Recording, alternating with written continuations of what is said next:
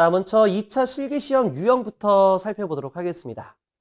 전기기사 및 산업기사 2차 실기시험은 건축물의 시공 전, 중, 후로 나누어 우리 전기 담당자가 반드시 숙지하고 있어야 될 내용으로 구성이 되어 있다라고 보시면 될 것 같습니다.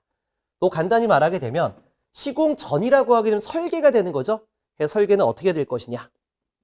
시공 중이라고 하게 되면 설계된 내역서에 대해서 공사 감리 감독을 어떻게 할 것이냐. 그리고 시공 후라고 하면 전기 안전 담당자다라고 보시면 될 것 같아요. 그래서 이와 같은 내용으로 시험이 구성되어 있다라고 볼 수가 있겠습니다. 자, 따라서 내용 자체가 상당히 광범위하고요. 자, 설계부터 시작해서 우리가 안전관리까지 들어가다 보니까 내용이 너무 많다 이런 얘기예요. 그리고 위험이 크다라는 거는 우리가 뭐 시공 단계라든가 아니면 시공 후에 전기 설비 관리할 때는 저압 전기 설비뿐만 아니라 고압이나 특고압 설비도 관리하게끔 되어 있어요. 그래서 내용이 광범위하면서 위험이 따르기 때문에 작업형으로는 시험을 볼 수가 없습니다. 그래서 주관식에 대한 필답형 시험으로 15개에서 18문제가 출제가 되고 있습니다. 자, 그렇다면 우리가 앞에서 건축물에 대한 시공 전, 중, 후로 나눴는데요. 그럼 이때에 대한 시험 출제 빈도와 내용이 어떤 건지를 살펴보도록 할게요. 자, 먼저 시공 전에 대한 문제는요. 대부분이 설계에 대한 내용이에요. 또는 용어 정리나 특징, 그리고 설계에 대한 내용이 나와 있는데 자, 첫 번째 사항을 보게 되면 고압이나 저압 전기 설비에 대한 정의 및 특징이 나와 있습니다. 가장 기본적인 부분이죠. 그리고 위에서 말한 전기 설비에 대한 용량이나 기기 선정하는 방법에 대해서 알아보게 되는 거예요. 그래서 여기서 말하는 전기 설비라고 하게 되면 자, 기기가 나와 있는데 저압 설비 기기라기보단 고압이나 특고압 설비 기기에 합당하다라고 볼 수가 있어요.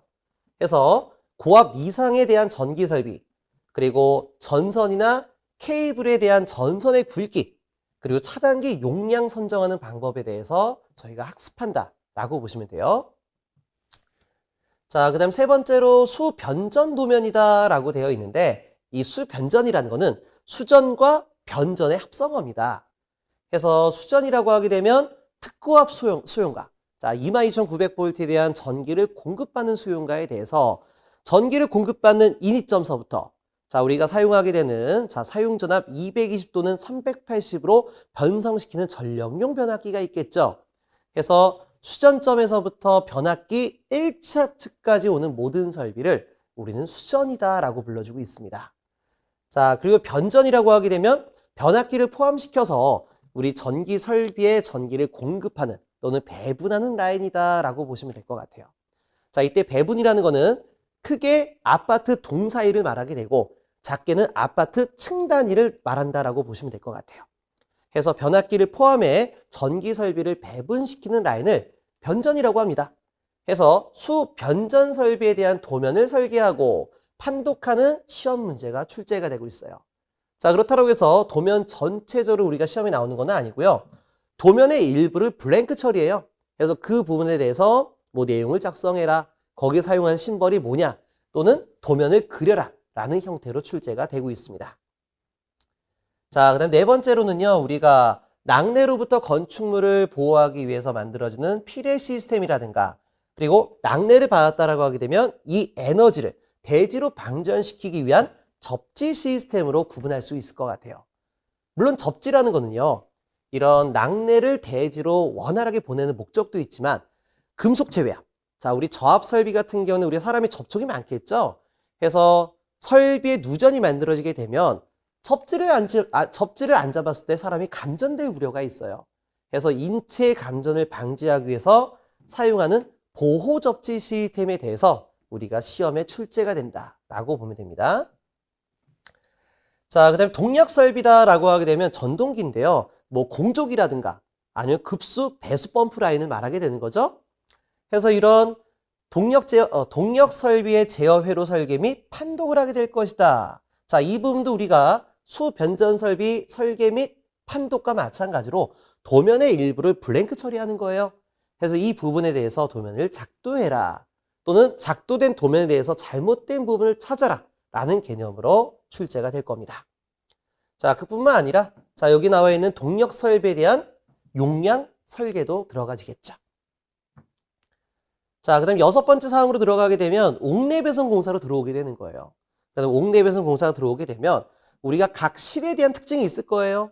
뭐 식당과 같이 뭐 은은한 조명을 만들 것이냐, 아니면 우리가 공부를 할 수 있는 자 일상생활하는 룸에 대해서 빛의 밝기는 어떻게 할 것이냐. 그럼 저희가 KSC 규정에 의해 가지고 필요 조도가 있을 거예요. 자, 그래서 조도라는 거는 내가 빛을 보게 되는 피조면에 대한 빛의 밝기를 정의한 내용입니다. 그래서 우리가 필요로 하는 조도를 얻기 위해서 등기구는 어떻게 설계될 것이냐, 등기구는 몇 개 설계할 거냐, 그리고 등기구로 설계했을 때 얘를 제어하기 위한 스위치를 몇 개를 달 거냐. 자, 예를 들어서 우리가 경제적인 설계를 하기 위해서 등기구를 이렇게 여러 개 달았다. 자, 그랬을 때 스위치 하나로 일괄 제어를 하는 것이 아니라 격등 제어를 시킬 수가 있어요.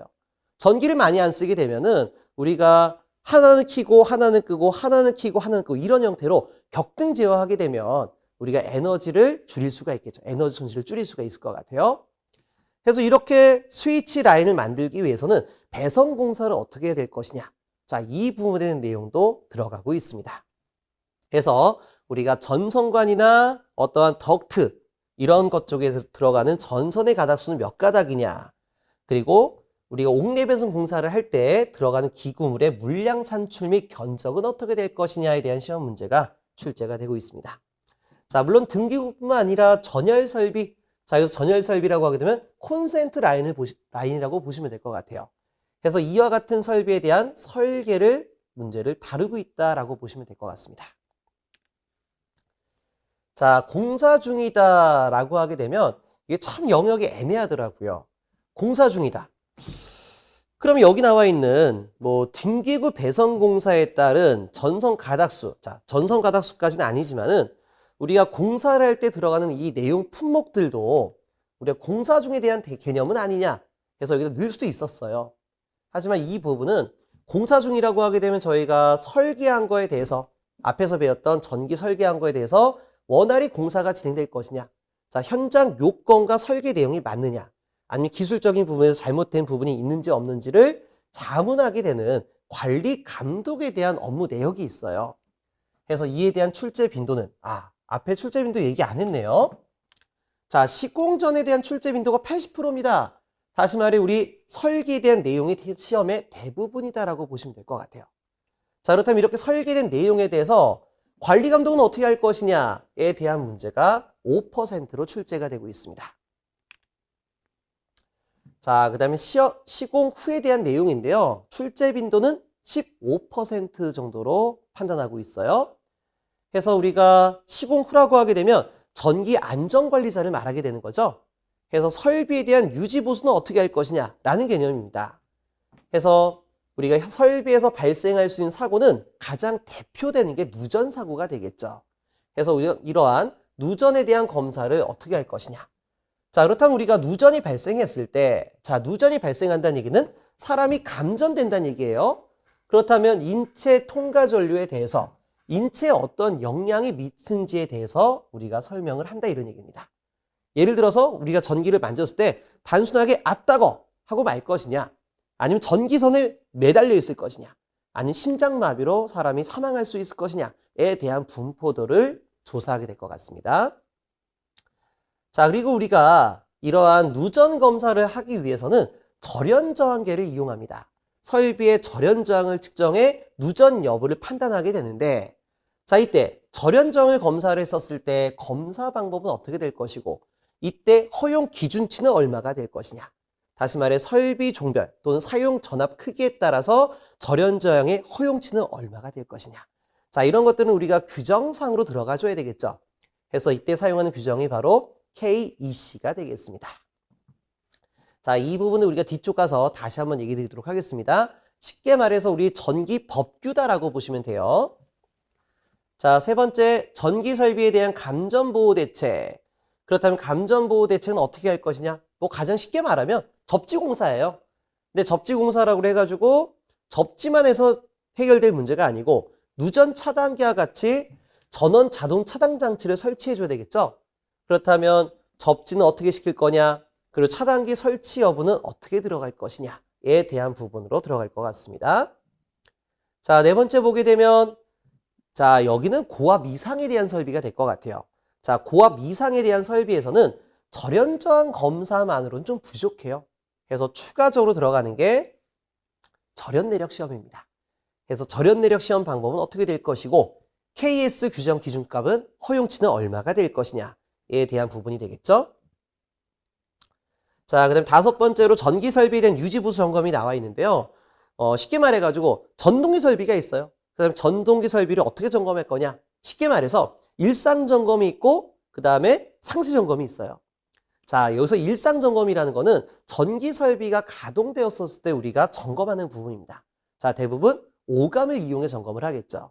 그래서 보고, 소리 듣고, 그 다음에 냄새를 맡고, 온도를 느끼고. 자, 이런 방법에 의해 설비를 관리할 건데, 이때 우리가 육안 점검할 때 점검 포인트는 어디가 될 것이냐? 그리고 전동기 같은 경우 소음이 발생했다면 그 소음이 발생하는 원인이 무엇일 것이냐에 대한 내용으로 접근하게 될 것 같습니다. 자, 용어 해석이 이렇게 나와 있죠. 수변전 설비 앞에 얘기 드렸고요. 감리라는 거는 우리가 관리 감독하는 거예요. 그래서 우리가 설계했던 거에 대해서 우리가 시공이 들어가는 부분이 적절한지, 자, 적절한지에 대해서 기술적인 부분과 법적인 부분을 우리가 판단하고 관리하는 사람이 바로 관리원입니다. 감리원. 그래서 이 감리에 대한 내용이 나와 있고요. 자, 그리고 KEC다라고 하게 되면 코리아 일렉트로 테크니컬 코드라고 해서 우리는 이약 KEC다라고 얘기하고 있습니다. 그래서 국제 규정에 해당하는 IEC를 자, 한국화시켰다 이런 얘기예요. 그래서 우리가 기존에 2021년 이전에는 전기 설비 기술 기준 및 판단 기준이 있었어요. 그래서 전기 기술 기준의 판단 기준과 그리고 내선 규정에 대한 내용을 적절히 섞어서 자, IEC를 포함시켜 섞어가지고 만들어진 게 바로 KEC가 되겠습니다. 다음으로 저희 교과목 편성에 대해서 알아보도록 하겠습니다. 저희 교과목은요. 챕터 1부터 11까지 총 11개 단원으로 구성이 되어 있습니다. 그래서 뭐 세부적인 내용은 뒤쪽에서 설명을 드리겠고요. 자, 여기서 보실 부분은 우리가 시험에 대한 출제율이다라고 보시면 될 것 같아요. 그래서 우리가 필기 시험이 끝나고 2차 실기 시험까지는 한 6주간의 기간이 있어요. 그래서 6주 기간 동안에 우리가 이 내용을 전부 다루게 되는데 전체 강의 시간이 한 100시간 정도가 돼요. 그러다 보니까 상당히 어려움을 느낍니다. 왜 수업 듣는 것도 어렵고 새로운 내용을 받아들이는 것도 어렵고요. 그리고 해당되는 문제가 객관식이면 좀 수월하겠지만 주관식으로 나온다고요. 그래서 내용 자체를 외우는 것도 상당히 어려운 부분의 하나다라고 볼 수가 있어요. 그래서 우리가 처음에 시험을 보실 때는요. 전체를 가져가시는 것도 중요하지만 자, 이 부분이요. 제가 체크했던 하나, 둘, 셋, 넷, 다 6개. 자, 여기까지 하게 되면 전체 단원의 한 52% 정도, 55% 정도가 되겠죠. 이 정도만 여러분들이 준비하셔도 전체 출제율의 80%에 해당됩니다. 자, 그래서 여러분들이 공부할 수 있는 시간이 부족하다라고 하게 되면 자, 여기 나머지 부분은 우리가 전체 내용에 대한 연계성 때문에 수업은 듣지만 이 부분에 대한 암기라든가 공부 부분은 조금 내려놓고 나머지에 투자하는 것이 어떻겠느냐라는 생각이 듭니다. 자, 그리고 우리가 커뮤니티에 보시다 보면은요, 이런 질문도 많이 하세요. 저희가 뭐 타 학원이라든가 아니면 어떤 타 교재를 보시다 보면은 자, 타 교과목이 이렇게 5개 과목으로 선정되어 있는데 우리 교과목과 좀 차이가 많은 거 아니냐 이런 질문들을 많이 하시더라고요. 자, 제가 뭐 다른 학원에 대한 사정까지 얘기 드리고 싶지 않은데요. 자, 타사의 교과목이 이렇게 5개 과목으로 구분된 이유는요. 자, 오프라인 강의를 진행하기 때문에 만들어진 문제다라고 볼 수가 있어요. 저희가 학원에서 강의를 운영하다 보면은 실기 시험도 강의를 하겠지만 필기도 해야 되고요. 기사뿐만 아니라 기능사라든가 다른 과정도 수업이 들어가줘야 됩니다. 그래서 한 강사님이 한 달 내내 전기기사 실기를 수업할 수가 없어요. 자, 그러다 보니까 여러 강사님께서 강의를 돌아가면서 들어가야 되다 보니까 과목을 나눌 수밖에 없습니다. 자, 예를 들어서 우리 교과목이 이렇게 쭉 나와 있는데요. 자, 어느 날은 2장 했다가 어느 날은 9장 했다. 그럼 학생들한테 말이 나올 수밖에 없어요. 그래서 약간이라도 특성이 차이 나는 걸 나눠서 5개에 대한 내용으로 쪼갠 겁니다. 자, 그러다 보니까 자, 이거는 우리가 이 앞에 있는 전체 내용에 대해서 특성이 조금이라도 차이가 나는 거를 나눠서 과목 배정했다라고 보시면 될 것 같아요. 그래서 단답형이라는 거는 이 전체 챕터 내용 중에 단답으로 기재할 수 있는 문제들만 묶었어요. 그러다 보니까 이 단답형이 이 전체 내용이 다 들어가 있는 겁니다. 그러다 보니까 여러분들 처음 공부하실 때는 단답형 무형이 문제가 묶였구나 라고 해서 공부는 수월하게 들어갈지 모르겠지만 전체적인 스토리를 이해하신 데는 좀 어려움이 따른다 이런 얘기입니다. 자, 우리가 시험을 보는 게 객관식에 대한 시험 문제가 아니라 완벽하게 암기해야 되는 주관식에 대한 내용이죠. 그렇다는 거는 여러분들이 이러한 스토리를 알고 있어야 암기하시기가 수월하다 이런 얘기예요. 그래서 저는 이렇게 교과목을 타사와 마찬가지로 묶는 것이 아니라 스토리대로 단원을 1장부터 11장으로 나눈 겁니다. 자, 그 다음에 전기 설계다라고 하게 되면요. 자, 이거는 우리 교재 4장의 대부분의 내용이다라고 보시면 될 것 같아요. 그래서 간선이라든가 배선 설계라는 부분이 있는데 간선과 배선 설계를 기술 계산에 의해서 전선의 굵기는 얼마냐, 차단기 용량은 얼마냐 이 부분을 설계하게 되면 바로 전기 설계가 됩니다. 자, 물론 이 전기 설계 안에는 옥내 배선 공사 방법까지 들어가 있습니다. 자, 그리고 테이블 스펙이라고 하는 건 뭐냐면은요. 자, 저희 교재 이 4장에 대한 내용이에요. 그래서 이 내용이 이 두 번째와 세 번째로 나눠지게 된 겁니다. 그래서 앞에서도 얘기했던 것처럼 전선의 굵기, 차단기 용량을 설계하는 게 바로 전기 설계다라고 얘기했죠. 그렇다면 계산에 의해서 구하게 되면 두 번째, 이 계산된 거를 표에 의해서 정리하고 난 다음 표에 의해서 전선의 굵기 및 차단기 용량 설계를 하게 되면 테이블 스펙이 되는 거예요. 그러니까 테이블 표를 가지고 용량 설계한다 이런 개념이 되는 거죠. 자, 그 다음 시퀀스 제어는요. 저희 교재의 9장에 해당됩니다. 그래서 자동 제어 운영이라고 하게 되면 자, 시퀀스 제어다라고 보시면 돼요. 근데 제가 시퀀스 제어라고 안 하고 자동 제어 운영이라고 바꾼 이유는 뭐냐면 우리 산업인력관리공단에 나온 출제 기준이 시퀀스가 아니라 자동 제어라고 돼 있어요. 이 자동 제어 안에는 우리가 시퀀스 제어, 프로그램 제어 자 이렇게 구분하고 있는데 자, 이 시퀀스라는 건 자동제의 한 내용이다 이런 얘기예요. 그렇기 때문에 우리가 시퀀스다라고 하게 되면은 뭐 프로그램 제어라든가 이런 것들을 전부 다 포함하기에는 용어 자체가 조금 안 맞는다 이런 얘기예요. 그래서 제가 시퀀스 제어라고 돼 있던 교재 내용을 자동 제어 운영이라고 변경한 겁니다. 그래서 이 자동 제어 운영 안에는 시퀀스 제어에 따른 유접점 회로, 무접점 회로, 그리고 프로그램 제어를 통한 PLC 제어 이렇게 세 가지로 나누어져 있습니다. 자, 감리 업무에 대해서는 똑같이 10장에 들어가져 있고요. 이 송배전 설비라든가 전기안전 설비, 전력 품질, 접지 설비, 부하 설비, 전원 설비, 보호 개전, 그 다음에 수변전. 자, 이런 모든 것들이 단답형에 들어가집니다. 자, 쓰다 보니까 여기 하나 빠졌네요. 6번째 조항으로 수전 설비라는 게 있어요. 수전 설비. 자, 이 수전 설비라는 거는 이 전원 설비 안에 포함됩니다. 자, 여기 6번 조항에 수전 설비 빠졌습니다. 수전 설비는 전원 설비 안에 포함이 되는데 이 전원 설비 안에는요. 수변전 설비 플러스 예비 전원 설비예요. 자, 그래서 이 수변전 설비라는 건 앞에서 얘기했던 것처럼 수전 설비 더하기 변전 설비죠. 그래서 영역으로 따지게 되면 변전을 뺀 수전에 대한 내용만 들어가줘야 돼요. 근데 타사 교재라든가 타사 수업을 한 거 보게 되면 말은 수전 설비지 내용 자체는 수변전 설비를 다루고 있습니다. 그러다 보니까 이 영역적인 부분에서 안 맞는 거예요. 그래서 저는 수변전 설비와 예비 전원 설비를 모두 포함해 전원 설비다라고 칭하고 있습니다. 자, 뒤쪽에서 뭐 자세하게 또 다시 한번 풀어드릴 테니까요. 여기는 넘어가도록 할게요. 그래서 어쨌든 타사 교재에 있는 내용과 저희 교재 내용이 동일하다라고 생각하시면 될 것 같아요.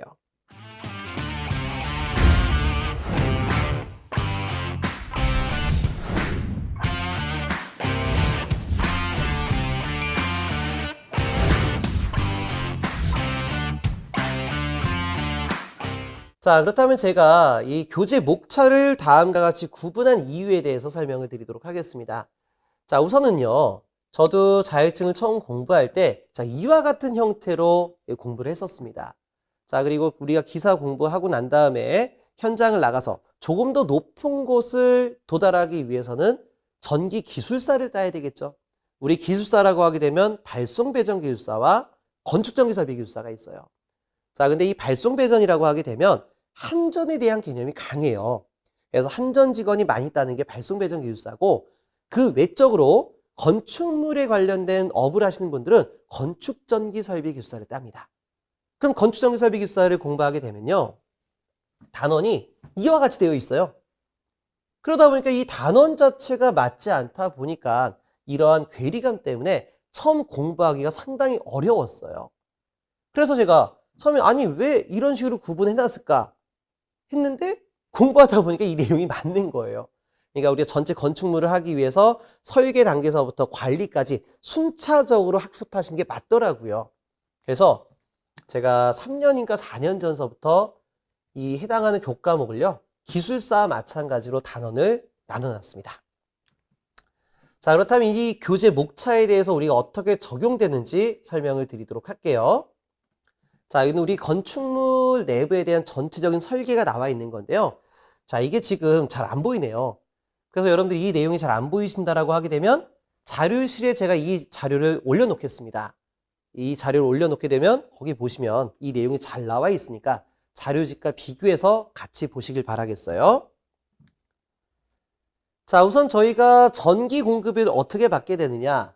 자, 대부분 수용가는 특고압 수용가입니다. 자, 특고압이라고 하게 되면 한전으로부터, 다시 말해 전력회사로부터 22,900V를 공급받게 되는 거예요. 하지만 우리가 사용하는 사용 전압은 220V나 380에 대한 저압이 되겠죠. 그렇다면 특고압을 저압으로 변성시키는 장치가 필요하는데, 그를 우린 뭐라고 하느냐? 수배전반이다 또는 수변전반이다 라고 표현하고 있습니다. 자, 이것도 용어가 좀 웃깁니다. 자, 우리가 여기 있는 설비 조금 이따 설명드리겠지만은요, 이 설비를 수배전반 또는 수변전반이라고 표현해요. 그래서 이 정식 용어는 안 나와 있습니다. 그래서 지식경제부 용어집에 보게 되면 수배전반이라고 나와 있고요. 그리고 전기안전공사라든가 우리 산업인력관리공단에서 치러지는 시험에서는 수변전반이라고 나와 있어요. 그래서 여러분들이 시험을 본다든가 아니면 현장에 나가서 일을 하시다 보면은 수변전과 수배전을 혼용해서 쓰고 있습니다. 그래서 이런 부분을 좀 이해 부탁드리도록 할게요. 자, 여기는 제가 좀 오타를 낸 것 같아요. 제 의도는 수변전반이에요. 자, 그래서 우리가 한전으로부터 전기를 공급받게 되면요, 이렇게 전기가 들어와지죠? 그래서 한전 패드 스위치라고 되는데 그냥 이 지중에 들어가는 개폐기다라고 보시면 돼요. 지중 케이블이 와서 입상 그 위쪽에 있는 그 개폐기를 거쳐서 수용가 내부로 들어와진다라고 보시면 됩니다. 그럼 전기가 들어와져서 최초에 들어가는 데가 바로 전기실이죠. 그럼 전기실 안에는 수변전반이 놓여 있을 거예요. 그럼 수변전반의 심장은 우리는 변압기다라고 말할 수가 있어요. 그래서 이 변압기를 기준으로 변압기를 보호하기 위해 1차 측과 2차 측에 각각의 차단기를 설치해 줘야 됩니다. 그래서 변압기 1차 측 차단기가 진공 차단기, 배큐um 서큐트 브레이커. 그래서 V12가 들어가고요. 변압기 2차 측에 들어간 차단기가 기중 차단기라고 해서 에어 서큐트 브레이커. 그래서 A12가 들어가져요. 자, 그 다음에 한전 인입 케이블과 수변전반을 연결하기 위한 인입 개폐기가 들어가지는데, 이 인입 개폐기반을 제가 LBS라고 적어놨습니다. 자세한 건 본 강의 때 설명드릴게요. 자, 그 다음에 LBS반 뒤에 MOF반이 있는데요. 이 MOF반은 한전 계량기를 연결하기 위한 부속장치예요. 그래서 이 MOF반은 한전 계량기반이다 라고 생각하시면 됩니다. 다시 말해 우리 건축물에 사용하는 전기요금을 측정하는 장치가 되겠죠. 그래서 수변전반은 너무나 간단합니다. 자, 한전 인입 케이블 공급받아서 들어오게 되는 인입 개폐기반, 한전 계량기반, 다시 말해 MOF반, 변압기 1차 측에 들어가는 V12반, 진공차단기반, 그리고 변압기반, 그 다음에 저압용 차단기에 들어가는 A12반. 자, 이런 식으로 구성이 되어 있습니다. 자, 그렇다면 한전으로부터 받은 22,900의 특고압을 변압기를 거치게 되면 220과 380을 사용할 수가 있겠죠. 해서 이렇게 만들어진 저압이 자, 건축물 중심에 있는 EPS실 라인에서 입상하게끔 되어 있어요. 자, 다시 말해서 EPS실이라는 거는 일렉트릭 파이프 샤프트, 전기선을 올려준다 이런 얘기예요. 만약에 통신선을 올리게 되면 TPS, 전기선을 올리게 되면 EPS가 되는 겁니다. 그래서 EPS 라인으로 쭉 올라가다 보면은 매 층마다 차단기 반이 놓여집니다. 자, 이렇게 차단기가 놓여져 있는 반을 우리는 분전반이라고 불러주고 있어요. 물론 개중에는 배전반이다라고 얘기하시는 분도 계시는데 배전반과 분전반은 개념이 같아요. 차단기가 모여있는 캐비넷을 말하는데 이때 캐비넷이 앞에서만 도어가 열리는 거예요.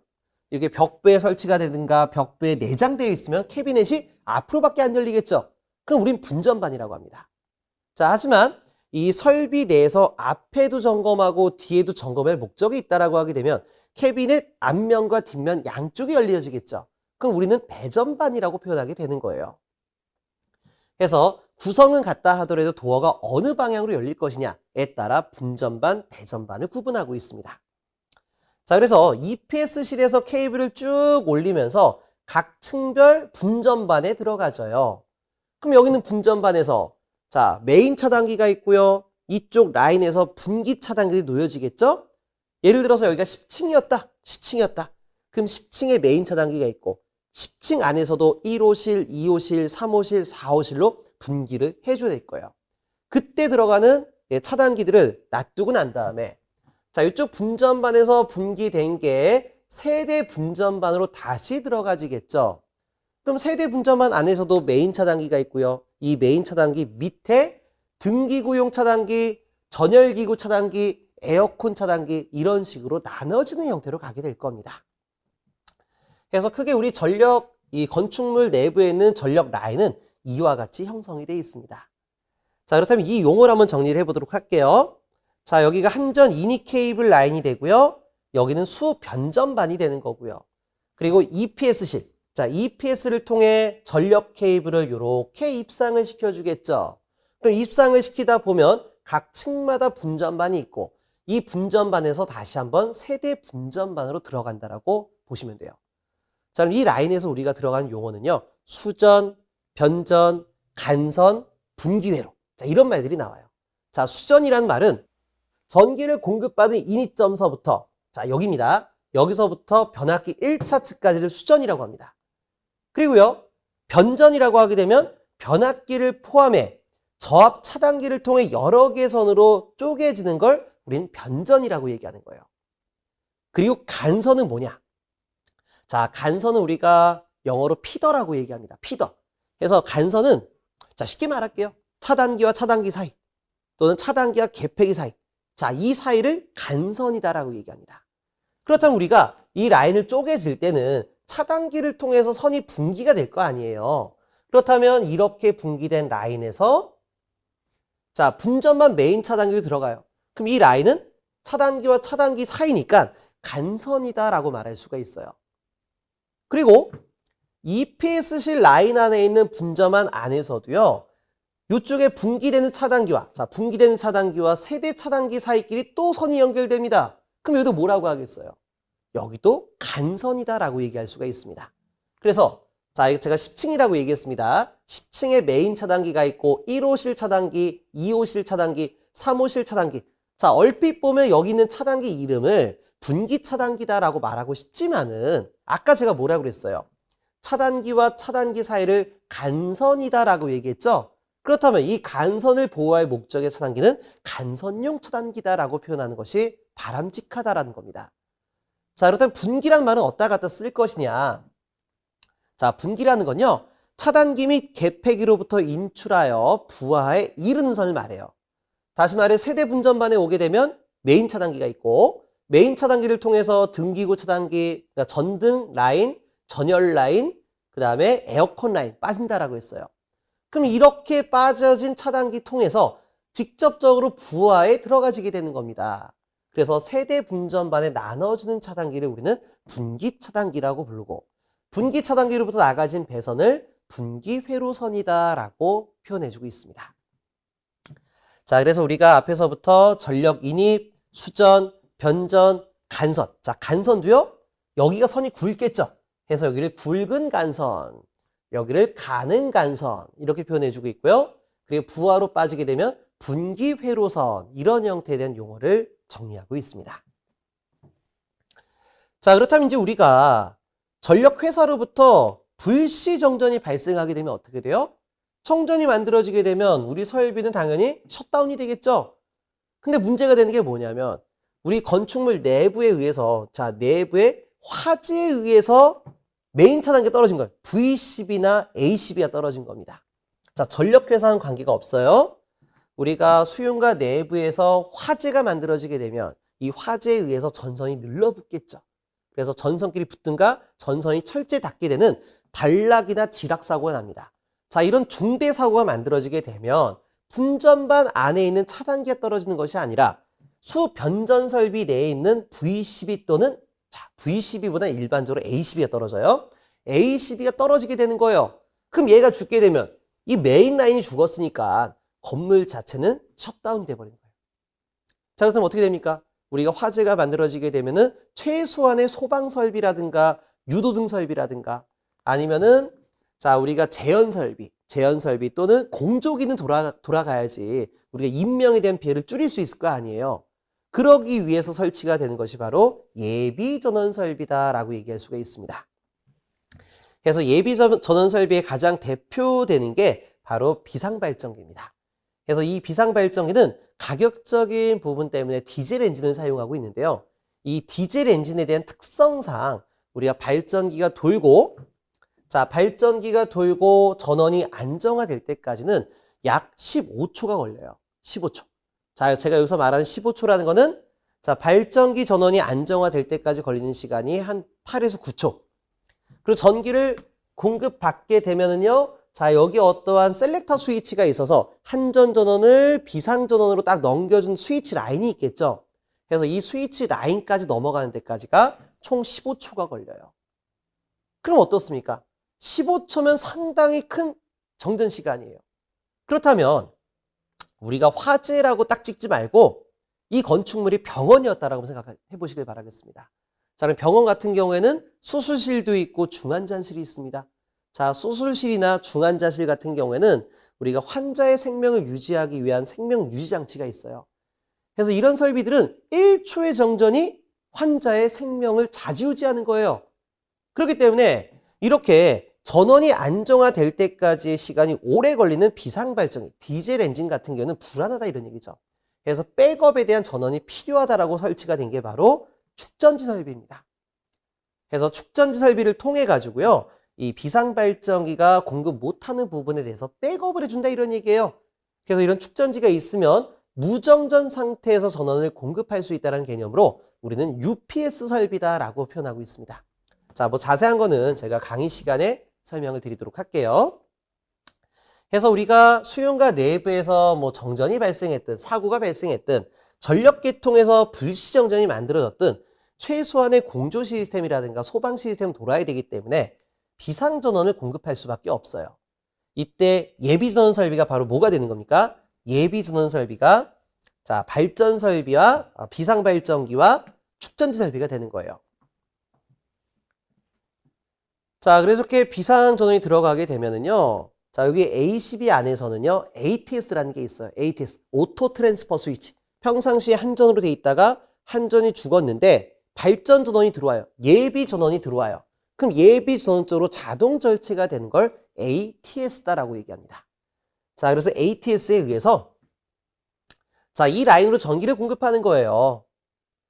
근데 전기를 공급할 때 건축물 내부에는 모든 설비를 공급하면 얼마나 좋겠습니까? 그러면 이 설비를 공급한다라고 하게 되면요, 발전 용량이나 배터리 용량이 올라갈 수밖에 없어요. 그렇기 때문에 모든 설비를 대응해 주는 건 아니고요, 최소하게 필요한 공조 설비라든가 아니면 이쪽에 들어가게 되는 소방 펌프 라인 쪽을 공급해 준다 이런 얘기예요. 대부분 소방 라인 쪽을 살려준다라고 보시면 되겠습니다. 자, 이쪽 분전반 3개 있는데요. 첫 번째가 우리가 일반 전기 설비를 사용하는 분전반이고요. 빨간 색깔은 소방부와, 세 번째는 뭐 통신부와 쪽 라인이라고 보시면 돼요. MDF 이렇게 표현하게 됐는데, 좀 말이 길어질까 봐 줄일게요. 자, 그래서 우리가 이 설비에 대해 사진을 보게 되면은요. 자, 우리 한전 패드 스위치. 제가 여기 나중에 책임 분계점이라고 하게 되는데요. 한전 이니 케이블로부터 수용가로 들어올 때 들어간 첫 단 스위치예요. 개폐기예요. 그래서 이렇게 생긴 겁니다. 우리 아파트 같은 데 가면 주변에 자, 한전 스티커가 붙은 이러한 캐비넷 같은 거 보이셨죠? 이게 바로 한전 패드 스위치가 됩니다. 자, 이쪽을 통해 가지고 들어와진 대립니다. 이렇게 들어와서 스위치를 거쳐 일로 나가지게 되는 겁니다. 자, 그럼 전기실에 가게 되면은요. 전기실에 가게 되면 접지단자함이 있어요. 그럼 우리가 1차 필기라든가 2021년 이전에 KEC가 도입되기 이전에 공부하신 분들은 우리 접지공사 하게 되면 자, 이 라인은 1종 접지야. 여기는 2종 접지, 3종 접지, 특별 제3종 접지 이렇게 공부하셨을 거예요. 근데 이렇게 접지 종별을 나눈다라는 거는 독립접지를 시켰다는 얘기예요. 목적에 따른 접지를 따로따로 뒀다는 얘기입니다. 또는 우리가 단독접지다 이런 말을 써주고 있어요. 근데 이런 단독접지는 자, 이렇게 단독접지 또는 독립접지의 기능이 발휘되기 위해서는요. 접지봉에 대한 간격이 최소 20m 이상 떨어져야 돼요. 근데 이게 어떤 문제점을 작용하냐면 우리와 같은 지금 수도권 내에 대도시 지역 같은 경우에는 건축물 자체가 과밀도 지역으로 설계가 돼 있어요. 그러다 보니까 이 접지봉 자체를 20m씩 떨어뜨렸다가는 접지봉의 유효거리가 안 만들어지는 거예요. 그래서 접지봉의 거리가 20m 확보하지 못하면 단독 접지 또는 독립 접지에 대한 기능을 발휘할 수 없다는 얘기죠. 그래서 실제 현장은 어떻게 하냐면 실제 현장은 메쉬 접지를 합니다. 메쉬 접지를 하고요. 그리고 이렇게 메쉬를 잡아준 라인에다가 우리가 이와 같은 철근에다가 접지봉을 매달아놔요. 매달아놔요. 지금 보시면 딱 매달려 있는 게 보이시죠? 이게 여러분들이 공부하셨던 1종, 2종, 3종, 특별 3종 이런 개념이에요. 그러다 보니까 어차피 이 독립 접지된 개념을 잡을 수가 없다라고 하게 되면 다른 방식으로 접지를 잡아주자. 그게 바로 공통 접지 또는 통합 접지가 되는 거예요. 접지에 대한 1종, 2종, 3종 종별 나누지 말고 그냥 접지는 하나다. 접지는 하나다라는 개념이에요. 그래서 우리가 전기 설비, 특고압, 고압, 저압만 묶어주게 되면 우리는 공통 접지라고 얘기해 주고요. 공통 접지. 그리고 전기 설비뿐만 아니라 필의 설비와 통신 설비를 모두 묶어버리면 통합 접지에 대한 개념이 되는 거예요. 그래서 우리 현장은요. 이미 몇십 년 전서부터 몇십 수년 전서부터 시작해가지고 전부 다 통합 접지 시스템입니다. 그래서 자, 이와 같이 각각에 대한 접지를 이렇게 묶어주는 공통 접지바로 묶어주는 시스템으로 해석하고 있어요. 자, 이렇게 바뀌어진 게 바로 KEC에 대한 부분입니다. 자, 그렇다면 이제 이런 걱정을 하실 거예요.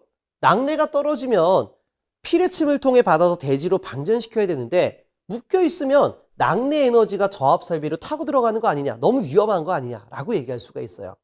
해서 저압 설비에 들어가는 2차 피뢰기가 SPD가 되는 거예요. 그래서 이에 대한 시스템이 모두 확보가 되어 있기 때문에 안정적인 시스템이다 라고 얘기할 수가 있습니다. 자, 자세한 건 수업 시간 중에 얘기해 드리도록 하겠습니다. 자, 그 다음에 이게 수변전반입니다. 그래서 우리가 이 특고압반에 대한 열반과 저압에 대한 열반이 나눠져 있고요. 자, 이건 비상발전기 반이고요. 이건 배터리실, UPS 라인 쪽에 들어가는 배터리다라고 보시면 돼요. 배터리가 상당히 많이 있죠. 자, 그 다음에 여기는, 자, 여기 1층은, 자, 지하 맨 밑에 층이죠? 전기실과 발전기실과 배터리실이 있고요. 그 위층에는요, 기계실이 있는 거예요, 기계실. 그래서 기계실 안에는요, MCC반이라고 해서 MCC반이 요거거든요. 그래서 MCC반은 모터 컨트롤 센터, 모터 제어반이에요. 그래서 우리가 전기기사 실기 9장에 보시면 자동 제어 운영이 있습니다. 이 자동 제어 운영이라는 거는 전동기 제어 회로를 만드는 거예요. 이때 전동기 제어 회로다라고 하게 되면 쉽게 온오프 제어 회로 또는 전동기의 정회전, 역회전 그리고요 전동기를 기동시킬 때는 기동 전류가 많이 발생하죠. 그래서 기동 전류를 억제하기 위한 감전압 기동법으로 Y델타 기동, 리액터 기동, 인버터 기동 여러 가지가 있어요. 그래서 이렇게 전동기 제어 회로가 여기 하나하나 들어가 있는 거예요. 그럼 여기 하나에 대한 도어를 열게 되면은 지금 보신 마그네트 스위치나 타이머 같은 것들이 있을 겁니다. 나중에 여러분들이 공부를 하시다 보면 제가 설명을 다 드릴 거예요. 그래서 이렇게 제어 회로를 구성하는 반들을 모아놓은 거, 반들을 모아놓은 거를 MCC다라고 얘기합니다. 자, 이때 이렇게 캐비넷 색깔이 일반적이 들어가면 뭐 일반 동력이 되는 거고, 빨간 색깔이 되면 소방용 동력 설비다라고 보시면 됩니다. 자, 이거는 이제 뭐냐면 이 MCC 캐비넷 뒤쪽에서 출력이 빠지게 되는데요.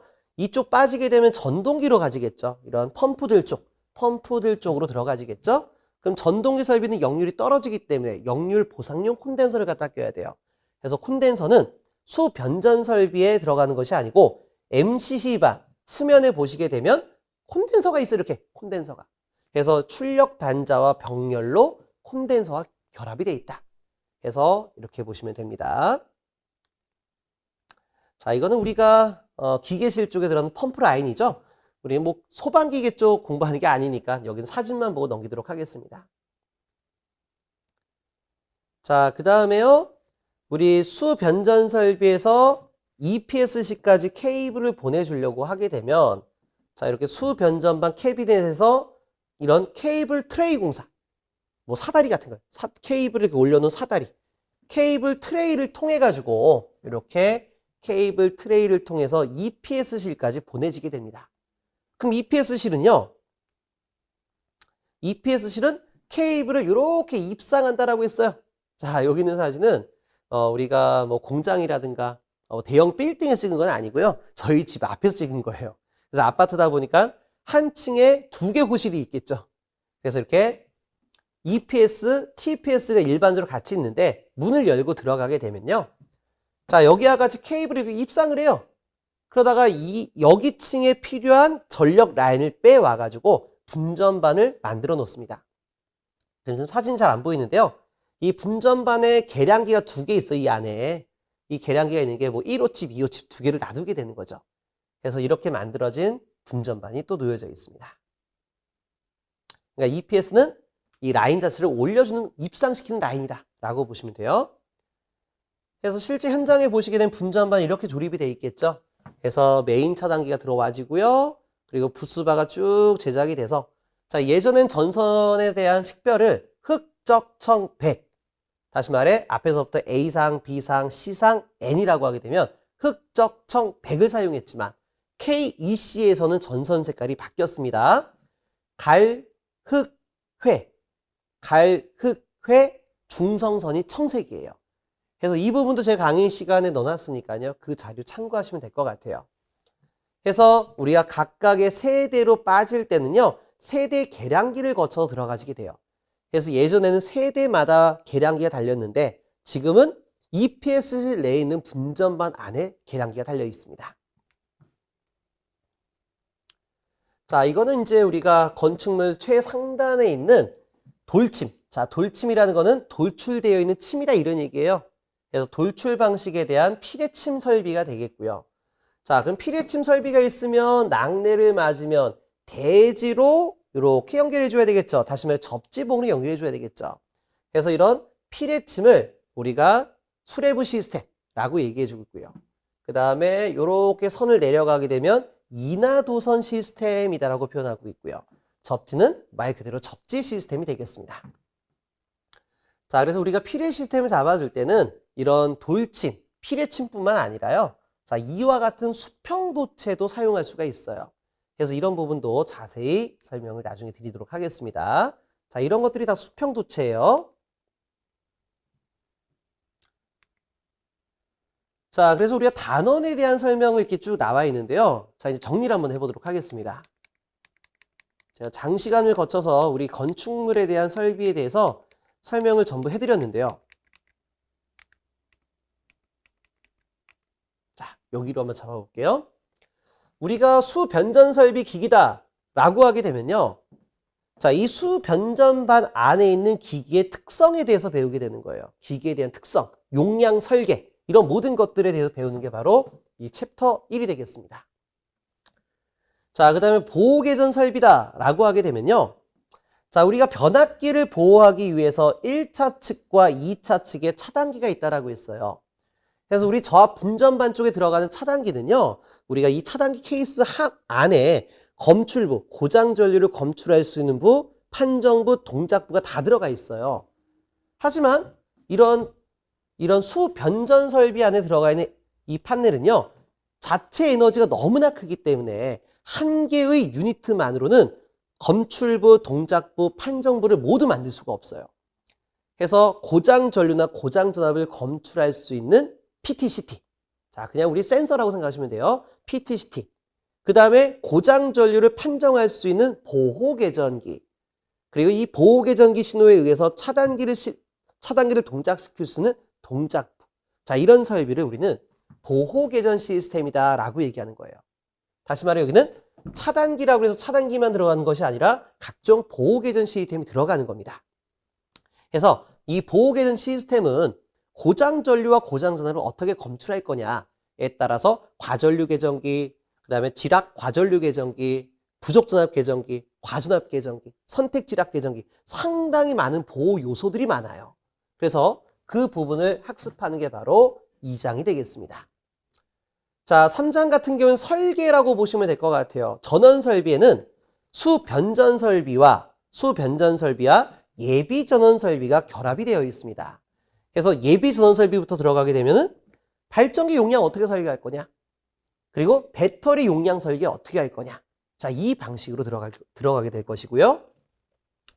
그 다음에 수변전 설비라는 거는 우리가 앞에서 배웠던 기기에 대한 특성, 보호 개전기에 대한 특성을 토대로 해가지고 이 부분을 토대로 수변전반을 설계하는 겁니다. 자, 물론 그냥 설계하는 것이 아니라 대한전기협회에서 제시하고 있는 수전설비 표준 결선도를 참고해서 설계를 하게 될 겁니다. 자, 다음에 간선 및 배선 설계라는 건 아까 얘기했던 것처럼 이 라인이요. 이 라인으로 오게 되는데, 자, 이쪽이죠. 이렇게 해서 세대 분전만 빠지고 전등 라인, 전열 라인 빠졌을 때 간선이나 분기 회로선에 대한 굵기, 차단기 용량 선정까지 하는 게 바로 간선 및 배선 설계입니다. 자, 이 배선 설계 안에는요, 콘센트 라인, 전등 라인을 어떻게 배선할 거냐. 자, 우리가 설계를 했다라고 되면 전선관 안에 전선이 몇 가닥 들어갈 거냐. 이 가닥수에 따라 전선 굵기가 또 달라져요. 그래서 이런 것들을 파악하는 게 바로 4장이 되고요. 자, 부하 설비다라고 하면 크게 조명 설비와 동력 설비로 구분하고 있어요. 자, 기계실 쪽에는 공조기라든가 펌프 라인들. 자, 그래서 자, 부하 설비에서 전등 설비 같은 경우에는 아까도 말했죠. 각 실에서 필요한 조도를 얻기 위해서 등기구를 몇 개 배치해야 되냐. 이런 조명 설계라든가 각 실에 대한 특징에 따라서 분위기 조명을 만들고 싶은데, 자, 이런 것들을 건축화 조명이라고 합니다. 등기구를 이렇게 노출해서 직부형으로 할 거냐, 아니면 벽부 안에서 이렇게 딱 벽부 안에 램프를 숨겨가지고 빛을 이렇게 은은하게 나오게끔 하는 분위기 조명을 만들 것이냐에 대한 건축화 조명에 대해서 학습하게 될 겁니다. 자, 그 다음에 이제 동력 설비 같은 경우는 아까 얘기했던 것처럼 이 펌프 용량 구하게 되는 거죠. 공조기라든가. 자, 그 다음에 피뢰 및 접지 설비 같은 경우에는 자, 이런 피뢰침 시스템, 수레부, 인하도선, 접지 시스템이 어떻게 구성될 것이냐. 수레부에는 어떤 종류가 있고, 이 피뢰침 설계할 때 유의할 게 뭐냐. 자, 피뢰 설계할 때는 우리가 메쉬법, 회전구체법 상당히 많은 용어가 나와요. 그래서 이런 부분에 대해서 학습을 하게 될 거고요. 자, 접지는 뭐 너무나 우리 1차 필기 때부터 들었던 거니까 뭐 설명 안 해도 아실 것 같습니다. 자, 전력 품질이라는 거는 우리가 특정 부하를 사용하다 보면 뭐 특정 부하라고 하게 되면은 전력 변환 장치를 말해요. 교류를 직류로 또는 직류를 교류로. 다시 말해 인버터와 컨버터를 말하죠. 그래서 이런 전력 변환 장치를 많이 사용하다 보면 파형이 찌그러져요. 그래서 이런 찌그러진 파형을 해석하는 게 바로 고조파가 되겠죠. 그래서 고조파를 저감시키는 방법, 또는 형광등이나 TV가 깜빡깜빡깜빡거리는 플리커 현상을 저감시키는 방법을 통해 전력 또는 전원 품질을 개선하는 거에 대해서 배우는 게 바로 7장입니다. 자, 전기 안전설비라는 건 아까 얘기했던 것은 유지보수 관계예요. 유관 점검을 할 때 어떻게 할 것이냐, 전기를 내려놓고 심층 점검할 때 어떻게 할 것이냐, 정밀 점검할 때 어떻게 할 것이냐 라는 개념이 되겠고요. 자동제어 운영이라는 거는 아까 MCC 반 안에 있는 전동기 운전, 전동기 정역 회전, 전동기를 감전압 기동하기 위한 Y델타, 리액타 이런 것들에 대한 기동법에 대해서 학습하게 되는 겁니다. 자, 감리는요. 하지 마세요. 자, 감리 같은 경우는 이 감리에 대한 법규가 상당히 많아요. 자, 제가 좀 기억은 다 못하는데 이 감리만 하더라도 법조항이 한 100개 될걸요? 100개가 되는데 한 조항마다 세부 항목이 막 7개, 10개 이렇게 나가요. 그런데 이제 저희 시험이 감리 문제가요. 법조항을 그냥 통째로 가져와요. 그래놓고 특정 내용을 블랭크 처리해서 이 내용을 작성해라는데 너무나 시험 자체가 어처구니가 없어요. 그래서 우리가 100개를 다 이 전체 내용을 공부하는 것보다 감리 내용 외우는 게 더 어려워요. 그래서 시험 문제는 어차피 한 문제밖에 안 나오기 때문에 과감하게 삭제하자라고 보시면 됩니다. 자, 그다음 송배전 설비는 우리 건축전기 설계가 아니고요. 우리가 1차 필기 때, 1차 필기 전력공학에서 배우셨던 이 송전 라인, 배전 라인, 배전 라인에서 발생하는 뭐 전력 손실, 전압 강화, 막 이런 것들이 있죠. 또는 우리가 설계를 할 때 2도 계산하는 거라든가 전력에서 배웠던 사항을 다시 한번 복습하신다라고 보시면 되겠습니다. 자, 그래서 제가 말하고자 하는 부분을 저희 자료실에 제가 이 자료 올려놓을 테니까요.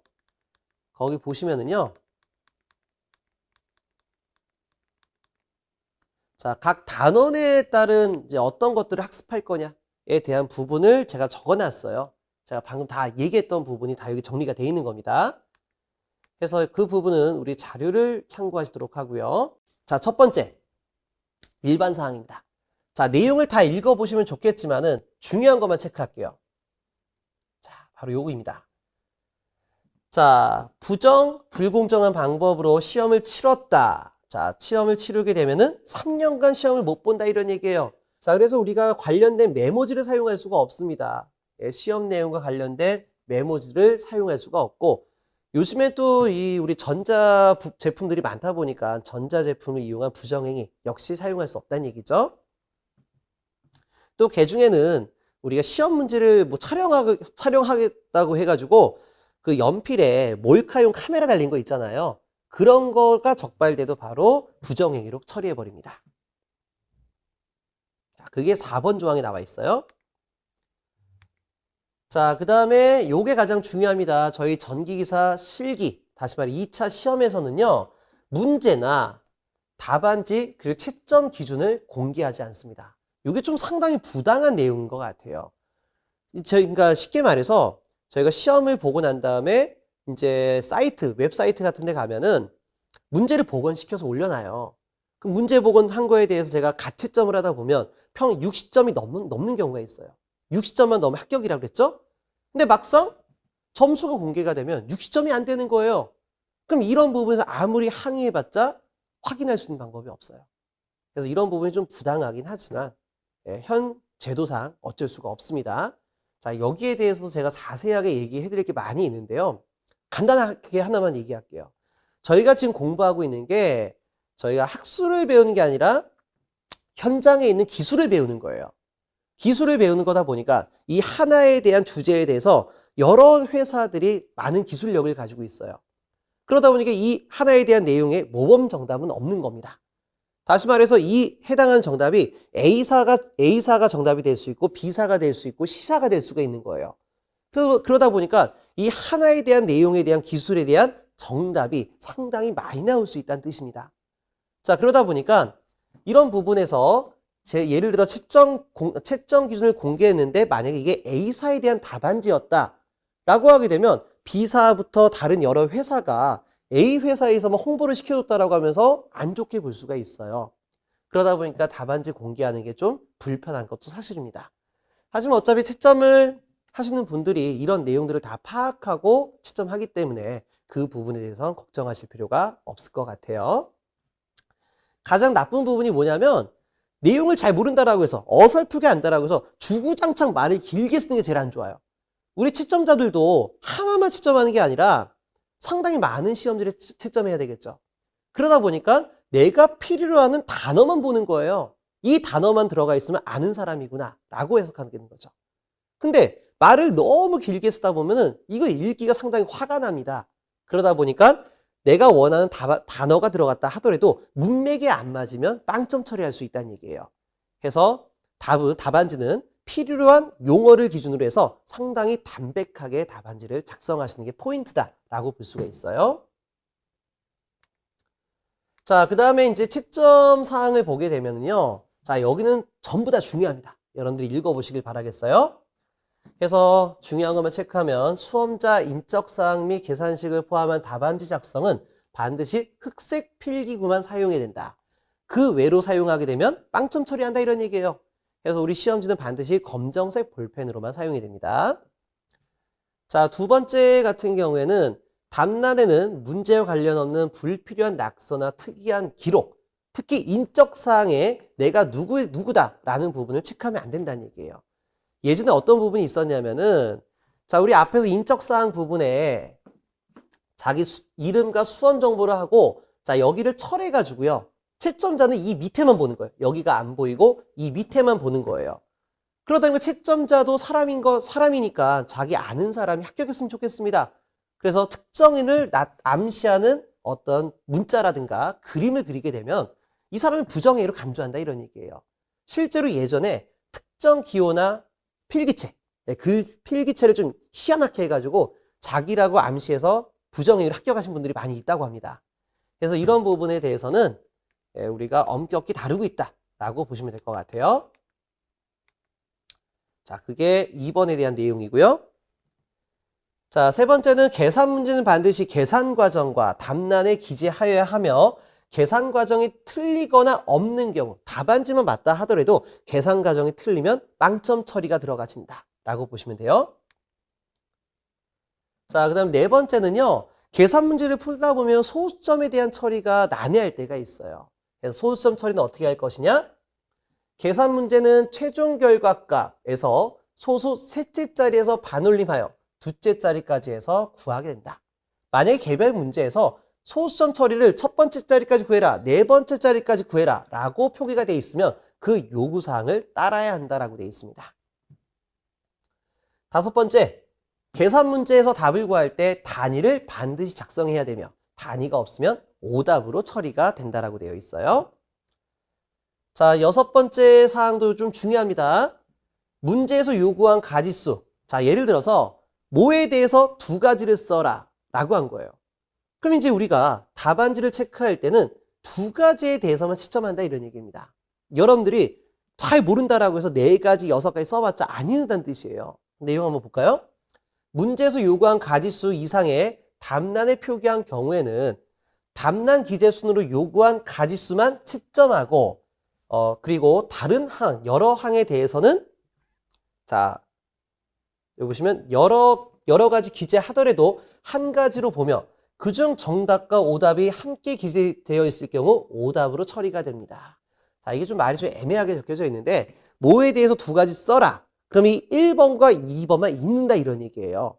3번서부터 나머지는 읽지 않을 거니까 필요한 항목 수만 적당히 써라 이런 얘기예요. 그래서 여러분들이 가장 완벽하게 기억하고 있는 정답 두 개를 선별해서 답안지에 작성해 줘야 된다는 얘기입니다. 자, 일곱 번째는 답안지를 정정할 때는요. 두 줄 긋는 겁니다. 두 줄 그어야 되지 수정 테이프를 사용하게 되면 부정행위로 간주하는 거예요. 왜? 답안지를 제출한 상태에서 채점자가 수정 테이프를 써서 답안지를 수정할 수가 있겠거든요. 그럼 채점자가 두 줄 긋고 쓸 수 있는 거 아니냐? 필체가 다르기 때문에 사용할 수가 없어요. 그래서 수정 테이프는 사용을 금지하되어 있고 틀린 거에 대해서는 두 줄 긋고 다시 작성하시면 됩니다. 자, 그래서 이제 우리가 이 유의사항에 대해서 알아봤고요. 그리고 문제를 이제 확대해서 보게 되면요. 이렇게 되어 있습니다. 자, 문제가 나와 있고요. 여기 채점자가 득점을 매길 수 있게끔 표시가 되어 있고요. 그 다음에 계산 과정과 답란이 딱 구분되어 있어요. 그럼 이제 이렇게 생각하실 수 있어요. 우리가 이거를 이제 계산을 하기 위해서 연습을 해야 되는데 연습장을 써도 되느냐? 자, 그 부분은 걱정 안 하셔도 되는 게 자, 시험지가 상당히 커요. 크기 때문에 이 밑에 부분에 연습란이 있습니다. 그래서 이것만으로도 충분히 연습할 수 있는 공간이 되기 때문에 별도의 메모지는 필요 없을 것이다 라고 보시면 될 것 같아요. 자, 그래서 여기까지 설명드리게 되면은 우리가 2차 실기를 준비하는 과정에 대해서 전체적인 내용을 설명을 드렸습니다. 저희가 지금 이 특강하고 있는 주제는 합격 전략이잖아요. 그래서 우리가 시험을 잘 치르기 위해서는 우선은 시험에 대한 채점 기준이 어떻게 될 것이냐, 그리고 각 단원에 대한 구성이 어떻게 될 것이냐, 그리고 단원별 시험에 대한 퍼센트 게이지가 어떻게 될 거냐, 이 부분이 가장 중요했다라고 볼 수가 있겠습니다. 그래서 제가 앞에 설명드렸던 이 OT 사항을 기억하시면서 여러분들이 공부를 해주셨으면 좋겠습니다. 자, 그리고 마지막으로 한 가지만 더 얘기 드리게 되면, 자, 우리가 22년도부터 제가 오디오북 서비스를 시행하고 있어요. 우리가 이 시험 문제에 대해서 계산 문제는 아무 문제가 없어요. 공식만 알고 있다면 계산하고 답을 구하면 되겠죠. 문제는 뭐냐? 단답형에 대한 문제예요. 뭐에 대해서 서술하시오? 뭐에 대해서 몇 가지 쓰시오? 이런 것들은 머리로는 이해하는데 답안지를 작성하려면 이게 펜이 안 나가요. 머릿속 맴돌기만 하고 펜이 안 나가는 경우가 있어요. 그래서 많으신 분들이 자리에 앉아서 깜지를 쓰는 경향이 좀 많이 있습니다. 그래서 시간적 여유가 많은 사람들은 뭐 책상에 오래 앉아 있는 사람들이 성공하는 거죠. 하지만 현장에서 이제 일을 하시면서 잘 취득하시는 분들 같은 경우에는 책상에 앉아 있을 시간이 많이 부족해요. 그래서 제가 단답형에 대한 문제와 암기를 요하는 문제들을 오디오북으로 이제 만들어 놨어요. 그래서 이제 이 해당되는 내용을 따로 써놓고, 그 다음에 자, 제가 텍스트를 써놓고 우리가 기계음으로 이용해가지고 텍스트를 읽어주는 시스템이에요. 그래서 우리가 평상시 업무를 하실 때 또는 대중교통을 타고 이동하실 때 그때 항상 이 오디오북을 들으시면서 우리 전기기사 실기된 내용을 계속해서 반복 학습하시면 될 것 같습니다. 자, 그렇다면 여기까지 해가지고 우리 OT를 마무리하도록 하겠습니다. 수고 많으셨습니다.